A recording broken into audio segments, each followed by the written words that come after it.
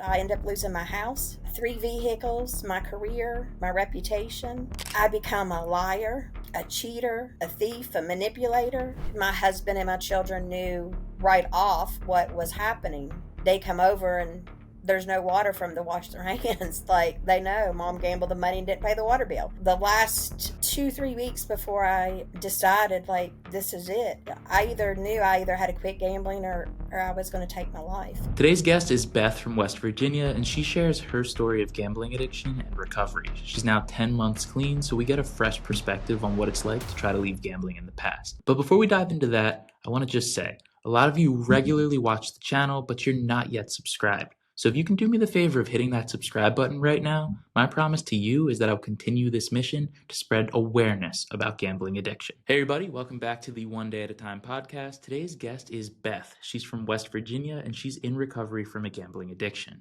Beth, thank you for joining. Thank you, Rob, for having me. I am in recovery from gambling. I usually introduce myself as a compulsive gambler in recovery.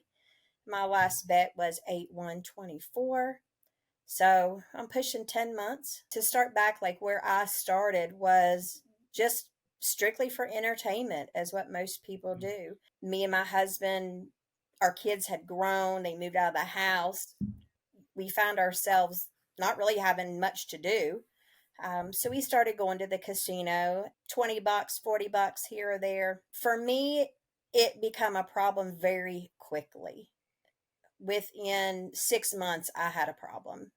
I was going when he was at work. I started lying about the money that I was spending. Of course, like most women, I handled all of our finances. I paid all of our bills. He had no idea of what was paid, when it was paid, and how much money we had. So I was able to do that for a little while. I'm not one that goes with credit cards, so I wasn't able to max out that. I started having to borrow from friends and family, and then it become my whole paycheck. I would go and spend a couple $100 and feel bad, and then, like I said, within 6 months, I was spending my whole paycheck. That lasted, for a while. We just rolled with it. Vehicles started getting repossessed. We actually moved during that time. I was probably a couple years into my addiction, and we actually moved about 8 minutes from the casino where I used to go. I don't know why I thought that would be a logic move, but in my warped mind, I thought that was okay. During those first few years, I had loved ones, people that I love and care about.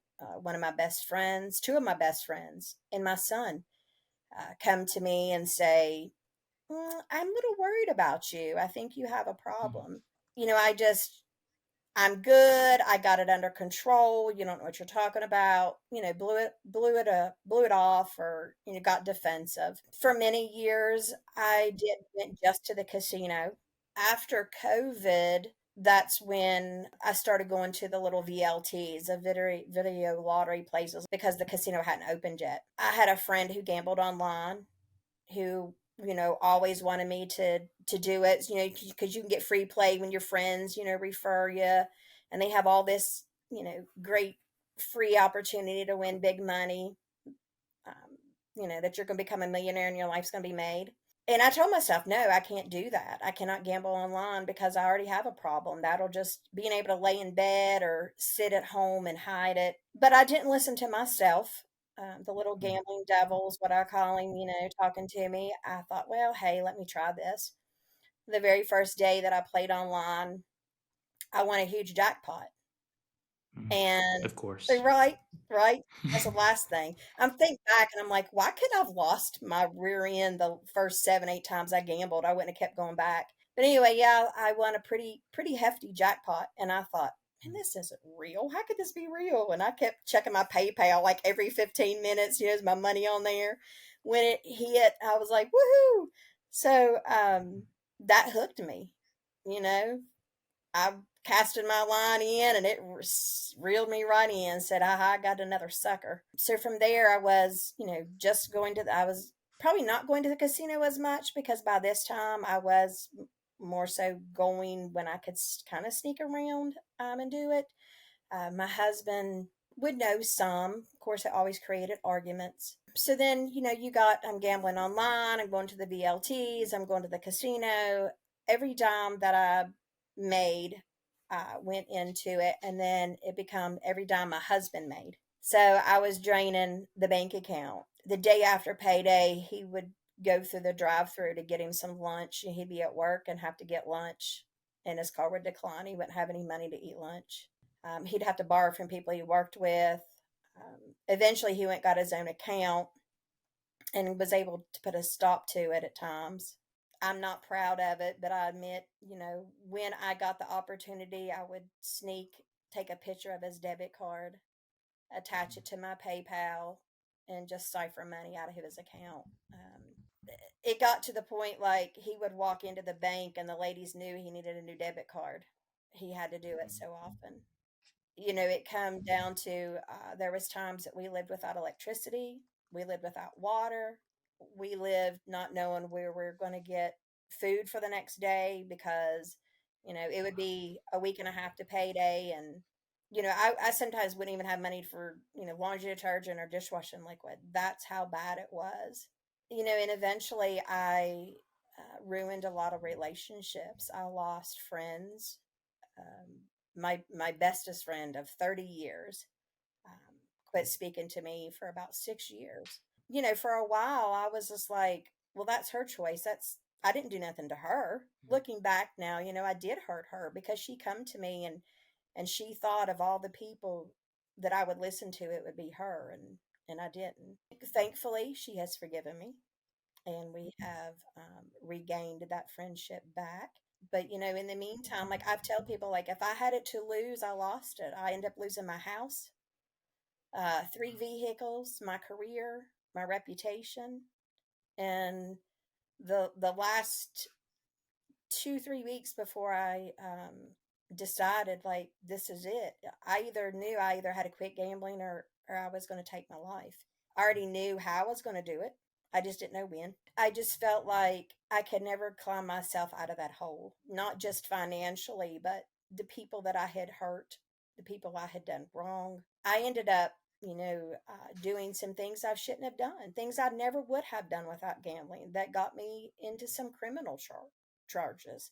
I ended up spending a couple days in jail, which is not a good place to be. I've lost a relationship with my son. He hasn't spoke to me in almost 2 years. He now has a baby, so I have a grandbaby I've never met, and it's rough. It's rough. Sometimes, like people say, well, if you could go back in time and your younger self or your older self could tell your younger self, but you know what? I think about that and I thought, Psh, I wouldn't have listened.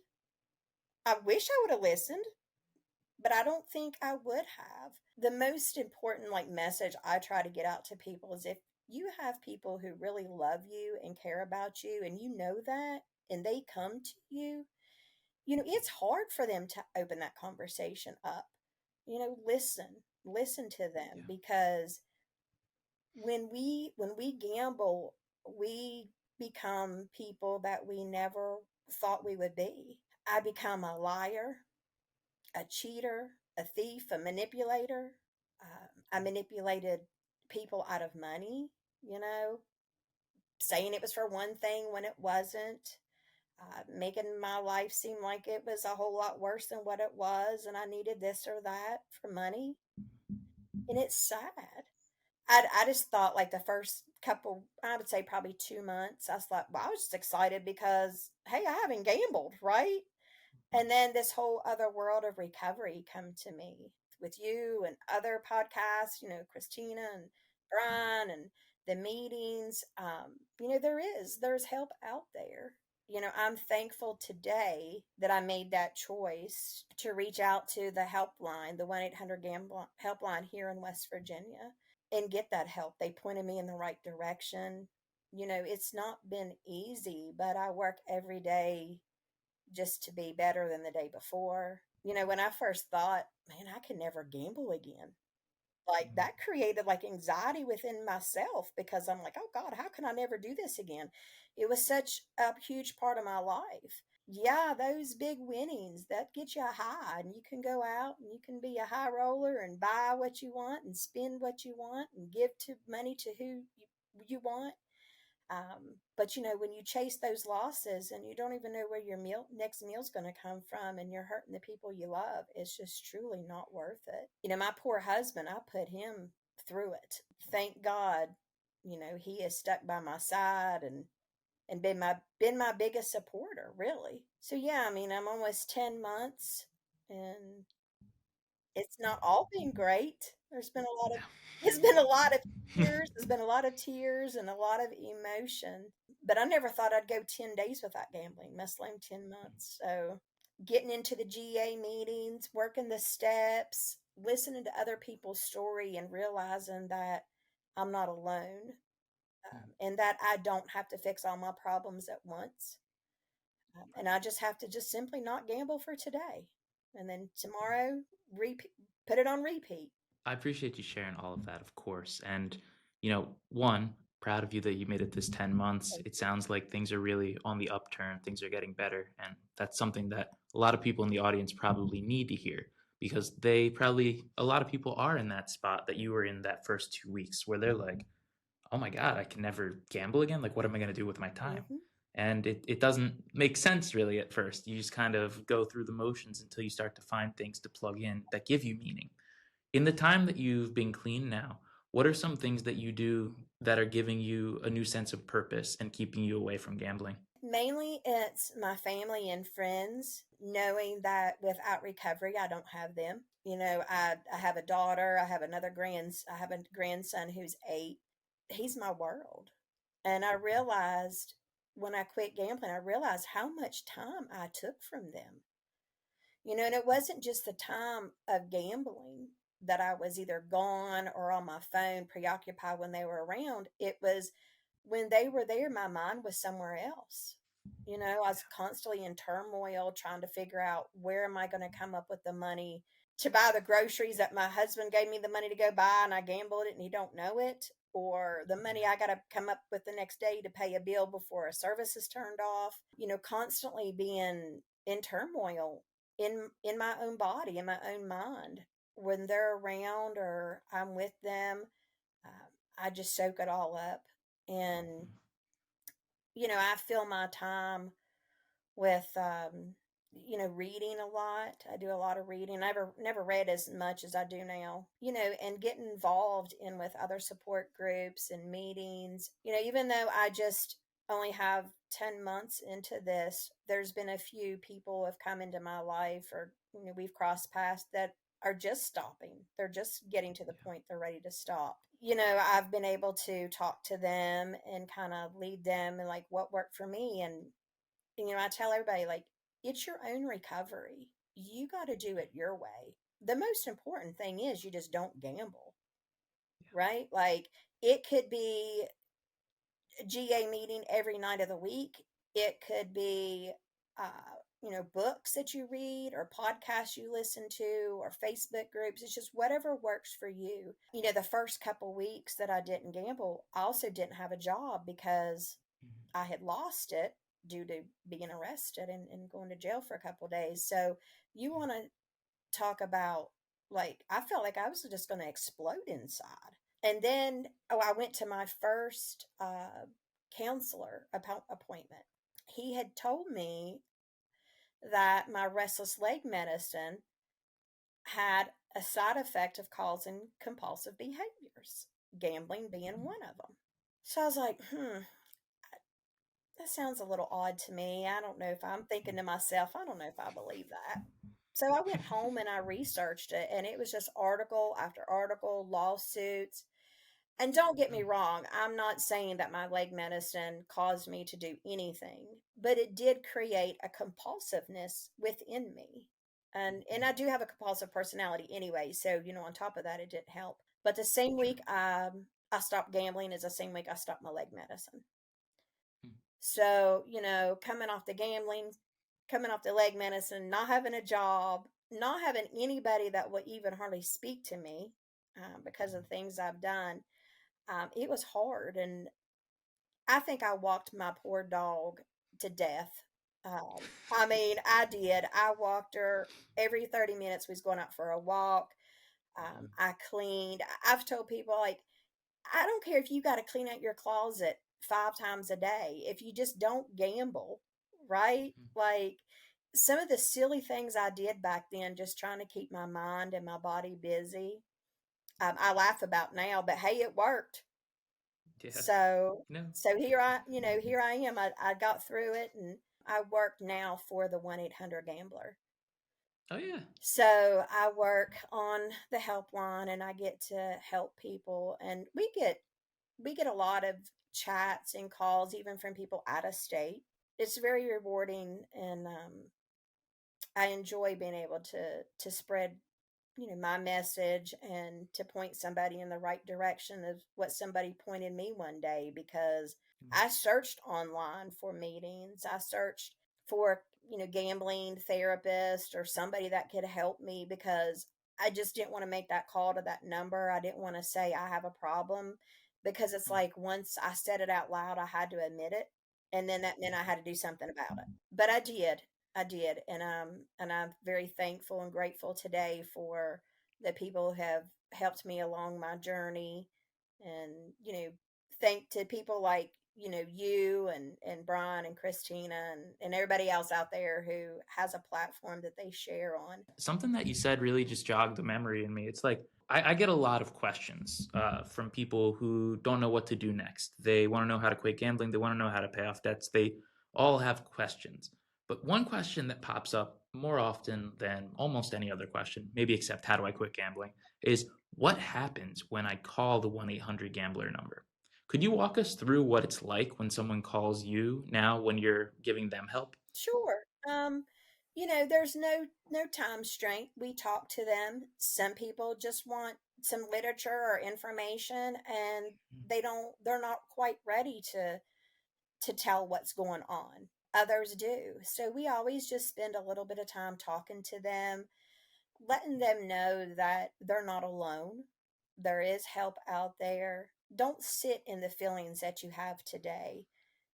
Tomorrow's a new day, and not all your problems can be solved at once. You don't have to do that. The financial piece does worry a lot of people, and it does happen for some faster than others. But once you stop gambling, the money will come back the fastest. You have to understand that, the people you've hurt, they're going to have a problem with your trust. But every day that you do what's right, it'll come back. And, like my biggest thing, like for me, is like when I first found like my GA groups that I go to, is, I found hope. I never forget the first meeting I did. I did a Zoom GA meeting, and everybody was just smiling and happy. And I'm like, man, I don't even want to be here. Like, I feel like I can't even live myself. I can't even look at myself in the mirror, because I've hated the person I've become. And everybody is so happy. And I thought, will I get like that? Will I be that way one day? And here I am. I'm not happy with the things that I did. I do carry a lot of shame and a lot of guilt. Um, but I know I can't sit on that, and that was the gambler me. I wasn't that person before I gambled, and I'm not that person now. But yeah, basically, like I said, we talk to them for as long as they want to talk. I mean, sometimes we'll have phone calls or chats that last an hour and a half. And then we have resources that we send them, a list of meetings. We have self help workbooks. We have literature. If they're within the state, we offer them counseling services. We get that set up for them. We'll schedule their assessment, take care of all that, call them back with their appointment. And like I said, we do get some out of state people, and we help them just the same. There are some things we can't do for them, but we give them what we can. We still talk to them, um, and let them know, you're not alone. And and sometimes you might have to find strength, in a stranger. You know. Yeah. I think that a lot of the reason that people who are struggling don't necessarily call a number like 1-800 Gambler, I think it's a mixture of things. One is, as you said, if they call, it feels like an admission that they Mhm. have a problem. But also, I feel like a big part of it is fear of the unknown. And it's people thinking that, they're going to call and then they might end up on some list. They might end up talking to a doctor on the phone. And so I really appreciate you explaining what the process is like, because I think that's what 1-800 Gambler needs is a nationwide campaign explaining what it does so that people are comfortable calling. Some people come in anonymous, so they don't Mhm. even have to give their name, even it. And then we do ask, we do send out mailings. Do you want to give your address? Basically the only really thing they have, if they want the literature, only thing they have to give us is an email address to send it to. And like I tell them, if you call once and you don't think you get what you want, call again. Worst case scenario, you chat back in or call one of us, will talk to you, talk you off the ledge to get you through that day or night, and so you don't gamble and you can Mhm. start the next day fresh. And of Absolutely. course, we tell everybody about the GAM ban and, the blockers. And well, first you got to put some barriers in place. And Mhm. first you have to realize that you can't stop on your own. That was the hardest thing for me because I'm very strong headed. I'm very strong willed. I guess you just say I'm stubborn. Um, Me too. but I just thought I could do this on my own, Mhm. and I had that conversation with myself many times, like, you need to stop. It didn't work out, did not work out for me until I reached out for help. Absolutely. I know that feeling. And I think a couple of themes pop out throughout the telling of your story that I want to just hone back in on, to make sure that people out there, do feel seen. They do feel like they're not alone in this. You had mentioned that you started gambling for entertainment with your husband. Mhm. You didn't gamble growing up? I'm gonna say I would have said no to that maybe if you had asked me originally, but, Mm, unpacking and digging from the past. So I remember when the casino opened here in West Virginia, the main casino that's close to me. It wasn't a casino at first. It was a dog mm. track, a Uh, dog race track. And my mom and dad would go and take me. And I remember my dad would let me pick a dog and he would go and place the bet to show. And if I won and I'd have a little bit of money, I could pick a couple more dogs, or I could go and get a snow cone or popcorn or something with my money I won. I couldn't have probably been, I'm going to say maybe 10, 9 or 10. And, they went on and off for several years, and I would go, I guess you would call that gambling. I mean, I picked a dog. I wasn't old enough to place the bet. sure. And, I mean, I'm no doctor, so I'm not going to say that right. led to the development of an addiction, but it is that early exposure that this is a normal activity. This is normal entertainment. Yeah, and I know a lot of people, everybody's story is the same. They, they're Mhm, going through a divorce or they're lonely or they have, a lot of people, and I think maybe more so for women, I don't know, they gamble to escape. I mhm, never was trying to escape anything. I had a mhm, perfect life. I mean, I had a great career, I had great friends, I had family, I had a husband, grown kids that were very productive in their own life, doing good things. Um, mhm, I had just had my first grandbaby, um, so I didn't have any reason to self-destruct my whole world. I mean, basically, I mhm, blew my family up, I think it was the money. It was the winnings. I was like everybody else. I mean, I lived okay, but I didn't have tons of extra money just to go buy things that you wanted or for somebody else. I've always been the person I like to buy and do for others. So I'd get them winnings, and, the grandbaby would get all kinds of stuff. Money would be put, and we would go places and do things. So I think it was that big shotism that, it was that win, the win of that money. A lot of what you're saying aligns with how I felt, and it's stereotypically related with sports betting behavior of feeling like you have some kind of strategy to get that big win. Hmm. And then, as Gamblers Anonymous would say, living that dream lifestyle, that dream world of a compulsive gambler where you're the big shot, you're giving out Hmm. the money. All of your gambling was on slot machines? What was the range of games that you were playing? They were all slots. I don't know anything about cards. That wasn't my thing. Even online, it was all slots. Of course, I only had a few certain games I even liked to play. Had a few certain ones online, few certain ones at the casino, and but yeah, it was all just slots, just sitting and hitting that button, just Yeah. zoning out. And before you know it, it's 4 a.m. and they're booting you out because after COVID, our casino closes at 4 a.m. So I know, a lot of people think, these casinos need to close for a certain amount of time, give people a break. At least you can leave and get your head straight for a minute. So after COVID, and I'm sure that's not the reason, is to give people a break. It's employment reasons, I guess. But they do. They close at 4 and don't open back up until I don't know 9 or 10 now. So they do give you that little break, but it didn't matter. I mean, I could be losing. You leave out of there at 4 a.m. losing. You're there back when they open up, trying to get it back. A lot of what you're saying in the mind of a compulsive gambler, it makes sense from a skill-based game perspective, right? Like someone who's addicted to gambling that bets on sports can convince themselves that they're a good sports bettor Hmm. and that they're going to get rich, they're going to get the money. Were you convinced that you were like a good slot player?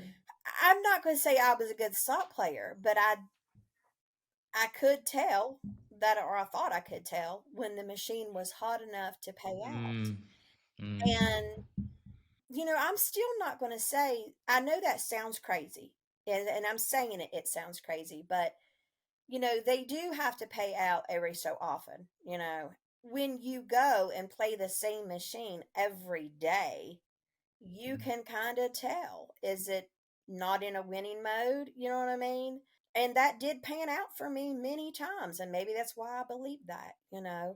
You're finding patterns in Oh, the yeah. machine and finding reasons to go Yep. back. Because again, Yeah. I only played maybe like 3 or 4 different games. So, Mm. I would play them over and over. And yeah, you kind of pick up on a pattern. At the end of your gambling then, did you change that mindset a bit? Where like I understand that towards the end, negative consequences were leading you to this point where you decided you needed to either quit gambling or it was going to possibly cost you your life. Yep. Was like your mindset about your ability to win changing towards the end as well? Yes, it did. I mean, I realized that no matter what I won, it wasn't going to fix things. Money Mm, wasn't going to fix the damage that I had done with, you know, the way I felt about myself, the way that mm. others looked at me, and um, I knew that the only way to get that piece of it back was to stop gambling. Understood. Now, to take a more positive spin towards the end of this podcast, you had mentioned that you attend some meetings with Christina's support group, the Mhm. Brokehouse Society. What has your experience been like in recovery as far as building relationships and friendships with those also in recovery? Well, when I first started doing meetings online, I did a strict diehard GA meeting on Zoom, and I still attend those. And then from there, I just kind of started seeing, oh, well, what else is out here? And I had joined the Facebook group of Christina's. Finally, started doing a couple meetings and just seeing like how the flow of those go. And then from there, it's other support groups, it's other meetings. If I feel that somebody is struggling, I always just try to reach out and be like, hey, I'm here if you want to talk. I've kind of had this similar situation. For people to carry the message to me, and it's funny you asked that because that was actually the topic last night on the meeting was, Mhm. you carrying the message getting carried to you.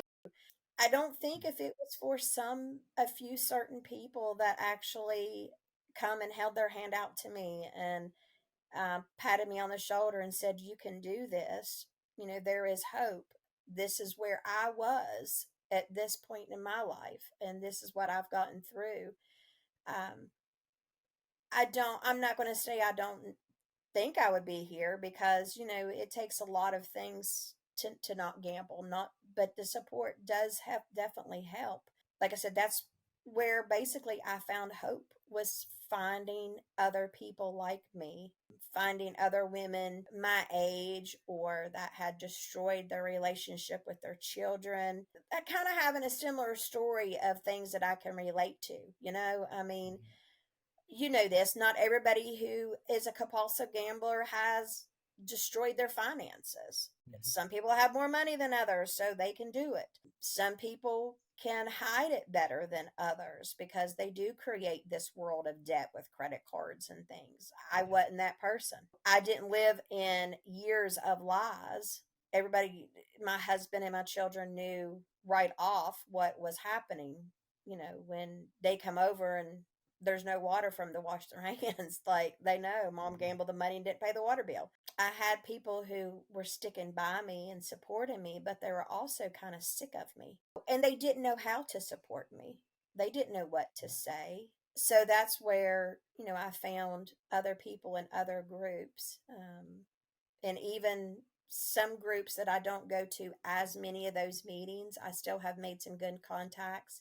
And I know that I can call them at any point if I'm having, even just having a bad day. And even if I don't Yeah. think I'm going to gamble, just a bad day, and that's kind of been one of the things that's kind of been the hardest for me, is letting people in and depending and learning to ask for help, learning to tell my husband what I need from him to help me, learning to ask people for help, or just being able to call somebody and say, I'm having a bad day. This is what I'm going through. That's been very hard for me, but I'm very, very thankful that I've learned to do that because it's been a huge help.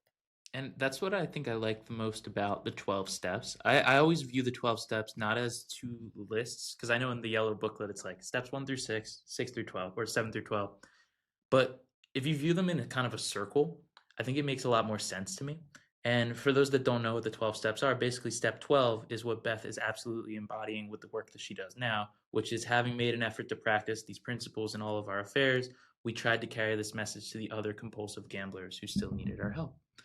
And I want to say I'm very proud of you for doing that, because a lot of people, yeah, a lot of people would say, okay, I made all these mistakes.